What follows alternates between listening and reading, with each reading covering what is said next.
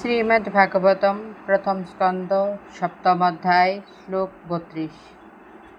প্রজা উপদ্রবম আলক্ষ্য লোক ব্যতিকরম চ তম মতম চ বাসুদেবস্য সংজহার অর্জুনোদয়ম। প্রজা জনসাধারণ, উপদ্রবম উপদ্রব, আলক্ষ্য দর্শন করে, লোক গ্রহ সকল, ব্যতিকরম ধ্বংস, চ ও তম তা, মতম মত, চ এবং, বাসুদেবস্য বাসুদেব শ্রীকৃষ্ণের, সংজহার সংবরণ, অর্জুন অর্জুন, দ্বয়ম উভয় অস্ত্র।